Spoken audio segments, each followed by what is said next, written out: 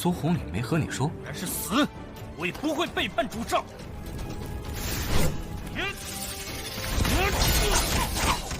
你动手便是。苏阳学宫欠苏公子一个人情，自可再来找我苏某人寻仇。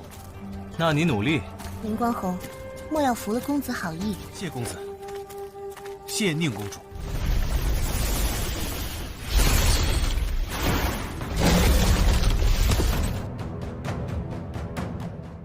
Kembali lagi, seperti biasa Mimin selalu mendoakan kalian semoga selalu dalam keadaan sehat dan dalam kondisi terbaik. Di video kali ini Mimin akan menceritakan sebuah donghua series dari Jian Dao. Dan bagi kalian yang mungkin baru gabung ya, Mimin saranin untuk nonton bagian sebelumnya dulu. Linknya ada di deskripsi. Tak berlama-lama langsung aja kita masuk ke isi ceritanya.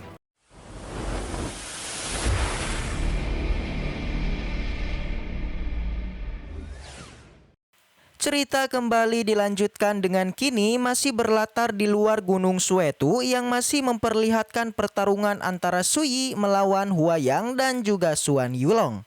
Keduanya memang memiliki dendam masing-masing. Yulong ingin balas dendam atas kematian Qin Changsan yang merupakan sahabatnya. Sementara Huayang ingin melenyapkan Suyi demi gurunya yaitu Su Hongli. Keduanya mengeluarkan kekuatan tempurnya menentang Suyi hingga sampai mengeluarkan teknik terkuatnya, yaitu teknik pedang dan teknik formasi. Melihat ini Lord kita tidaklah gentar yang bahkan ia sedikit meremehkan serangan ini yang lebih lemah dari Qin Changsan. Bisa dilihat setelah dua tebasan mendekat ke arahnya, seketika aja serangan tersebut pun auto musnah ditinju oleh Lord kita. Bahkan selain serangannya meledak, Yulong yang menyerangnya juga terpental jauh. Begitupun dengan teknik formasi milik Huayang yang hanya dengan satu tusukan pedang. Formasi tersebut pun auto menghilang dan langsunglah Lord kita pun mengirim pedangnya pada Huayang dan berakhir terpental.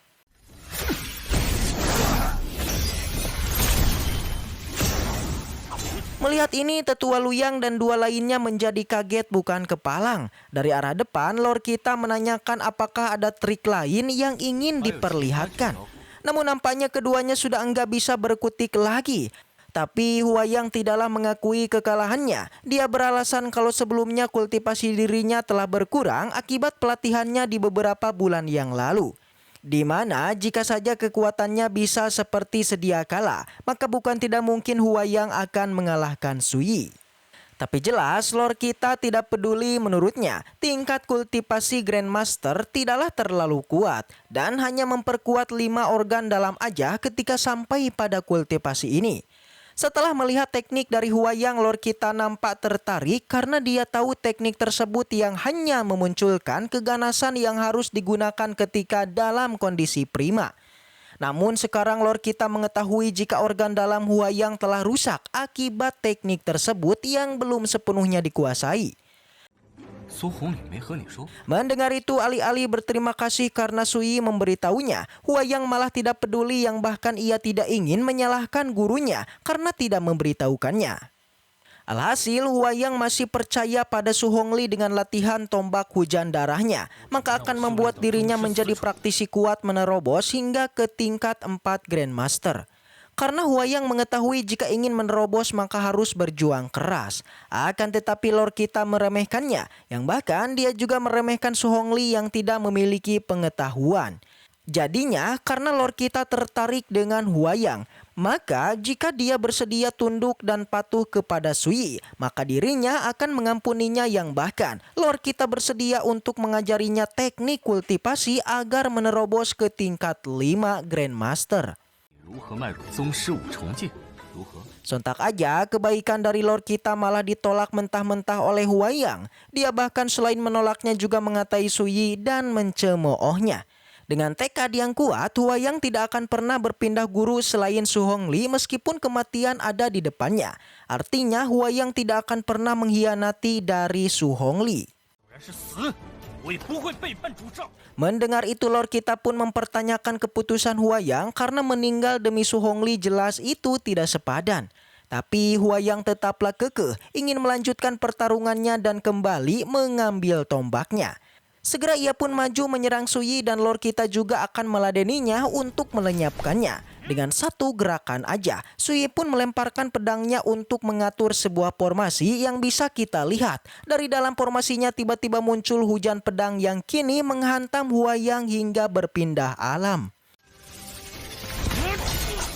Dari arah lain, ketiga praktisi hanya bisa terdiam geleng-geleng kepala menyayangkan keputusan dari Huayang. Kemudian setelah itu dari arah belakang Yulong kemudian bangkit kembali. Dia mengatakan dirinya juga tidak akan pernah tunduk pada Sui dan lebih baik tewas seperti Huayang daripada tunduk pada Lord kita.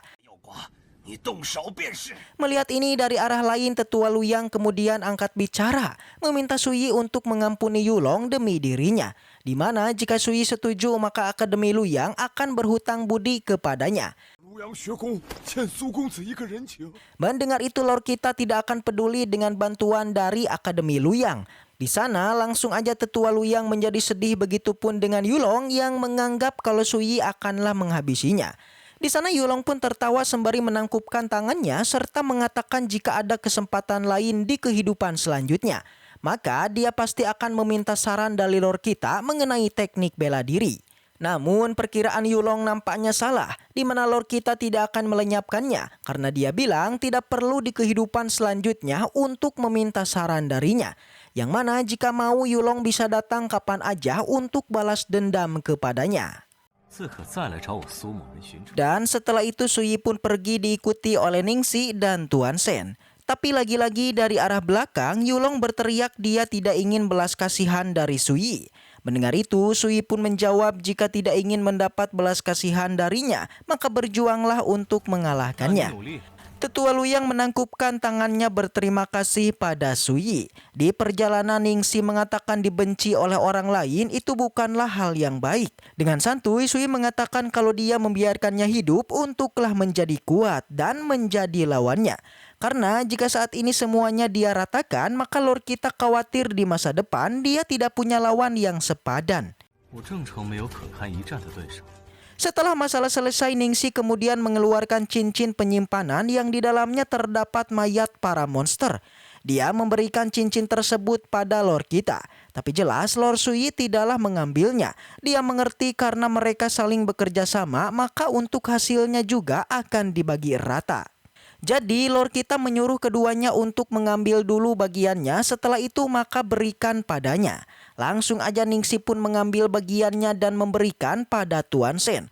Awalnya Tuan Shen seperti enggan menerimanya, tapi Ningxi mengatakan untuk tidak menolak kebaikan dari Lord Sui. Alhasil Tuan Shen pun mengambilnya serta menangkupkan tangannya, berterima kasih pada Sui dan juga Ningxi.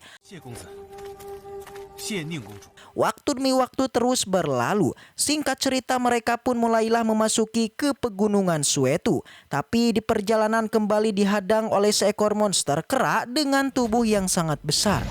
Langsung aja si kera pun mengeluarkan kekuatannya, begitupun dengan Lord kita yang bersiap untuk melakukan buaku hantam.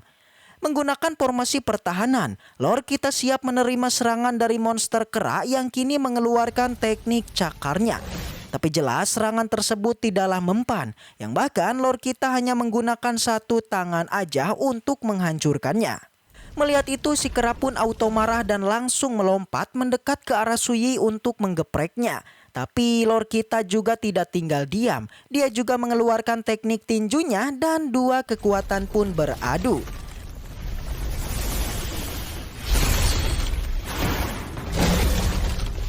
Ledakan pun terus terjadi di saat kedua kekuatan mereka bertemu. Dari samping, Tuan Shen mengetahui jika monster ini berada di tingkat 9, alias setara dengan praktisi Grandmaster tingkat kelima. Jika dia melawan monster tersebut, maka sudah pasti Tuan Shen akanlah binasa. Dari sampingnya, Ningxi juga tampak menyadari akan pertarungan ini, yang ingin dimanfaatkan Sui untuk mengasah energi daonya. Di pertarungan terlihat Lord kita masih saja mendominasi pertarungan itu. Dia bahkan sesekali berhasil mementalkan monster kera itu sampai membuatnya ketakutan dan kabur dari hadapan Sui. Melihat ini, Tuan Shen dan juga Ningxi tampak tertawa tipis karena mereka tahu Lord Sui ini terlalu kuat. Tapi tanpa kita duga, ternyata Lord Sui tidaklah membiarkan monster kera kabur. Bisa dilihat Lord kita melesat maju dan langsung menghantamnya. Tapi pertarungan belum berakhir. Kembali sang monster pun bangkit menyerang ke arah Sui dan pertarungan pun dilanjutkan. Dan setelah itu cerita pun bersambung. Baiklah, mungkin segitu aja untuk pembahasan kali ini. Semoga kita selalu diberikan kesehatan untuk mengawal Donghua ini. Dan sampai jumpa di video selanjutnya.